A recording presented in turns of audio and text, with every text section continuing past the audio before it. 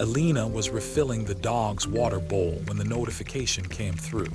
A routine balance update from her brokerage app, the kind she usually swiped away without reading. This time she stopped.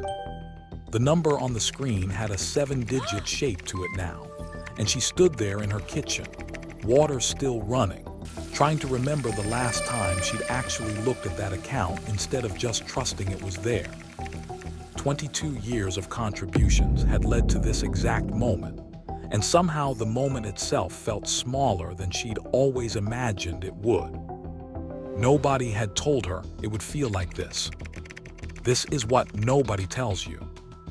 My name is Emory, and if reaching a big financial milestone has ever felt strangely quiet compared to how you pictured it, the kind of quiet that makes you wonder if you did something wrong, then this video should help explain why that happens and what's actually going on when a number this size finally arrives. And if that's useful to you, sticking around and subscribing helps this channel keep unpacking the parts of money that don't get talked about honestly. Most people think crossing $1 million feels like winning, like a finish line moment complete with relief and celebration, and a clear sense of arrival.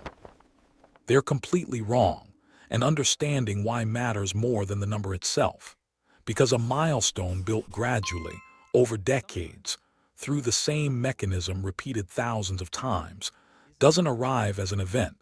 It arrives as a continuation, which is precisely why it so often feels anticlimactic even when it's genuinely significant.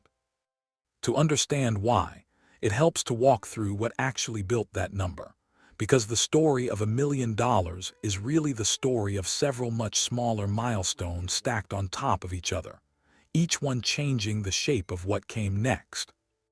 In year one, someone contributing $500 a month ends up with roughly $6,000 saved, and perhaps $200 of growth riding alongside it, a number too small to feel like anything other than the result of direct effort.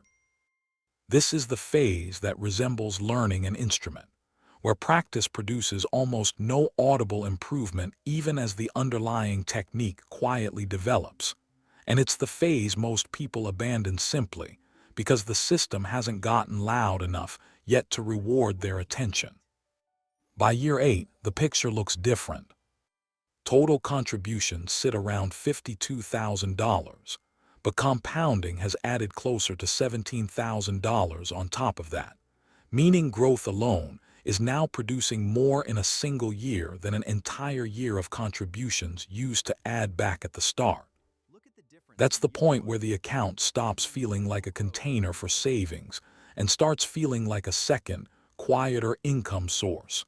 Not because anything dramatic happened, but because the math finally became loud enough to notice. Here's where this gets genuinely interesting. By year 15, the same person reaches roughly $200,000, with just over $90,000 of that coming from contributions, and the remaining $100,000+ coming from growth that required no additional effort at all.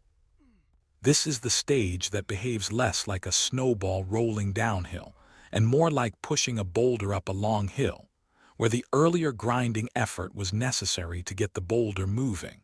But from here forward, momentum starts doing a growing share of the work on its own.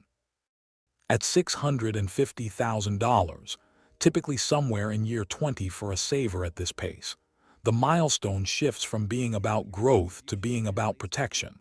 And this is worth sitting with honestly. $650,000 sits well above typical median household net worth in the United States. And at this stage, a job loss becomes an inconvenience rather than a catastrophe. An unexpected medical bill becomes disruptive rather than devastating. Because for the first time there's real cushion sitting underneath daily life instead of just a number on a screen. This is genuinely the stage where someone can have their cake and eat it too, continuing to work and live normally while a second, largely passive process keeps compounding quietly in the background. And for the first time, there are real options. The option to change careers without panic. The option to take a slower year without falling behind. Someone might reasonably ask whether the final stretch from 650,000 to a full million happens any differently than everything before it, whether there's some acceleration trick at the top. It's a fair question, and the honest answer is that the mechanism doesn't change at all. Contributions plus growth, repeated, exactly as before.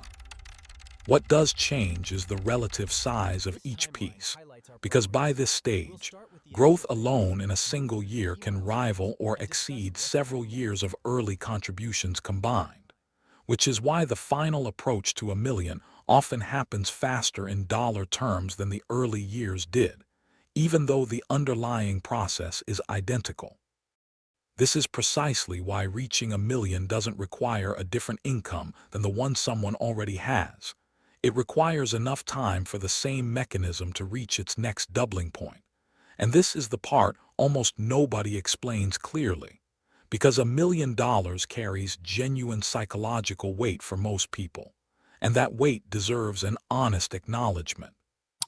Reaching it after a regular income, without inheritance or windfall, tends to produce a real sense of relief and quiet validation rather than fireworks, a confirmation that patience and consistency actually worked the way they were supposed to, which matters enormously for someone who assumed this milestone was reserved for entrepreneurs or unusually high earners.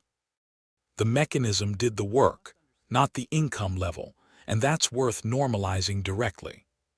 Someone might also reasonably ask what happens to all of this during a market downturn, since 22 years rarely passes without one. It's a fair concern, and the honest part of the answer is that existing holdings do genuinely lose value temporarily during a crash. That decline is real and shouldn't be minimized. But new contributions made during that same downturn buy in at lower prices, meaning ongoing saving actually benefits from the very conditions that feel worst in the moment. And the net effect over a long horizon has historically favored those who kept contributing through downturns rather than those who stopped or sold. That's the specific, honest mechanism, not a blanket claim that crashes are secretly good news. So when we return to Alina standing in her kitchen, water still running, staring at a number that took 22 years to arrive, the quiet she felt wasn't a sign that something was missing. It was simply what patience looks like when it finally catches up to itself. Undramatic because it was built without drama in the first place. What nobody tells you about becoming a millionaire is that it rarely feels like the ending anyone imagines. It feels like the natural next sentence in a story that's been quietly writing itself for years. The math doesn't reward urgency, and it doesn't punish a late start either. It simply keeps working, for as long as someone lets it, until one ordinary afternoon, the dog's water bowl is full, and the number on the screen finally says what the spreadsheet had been saying all along.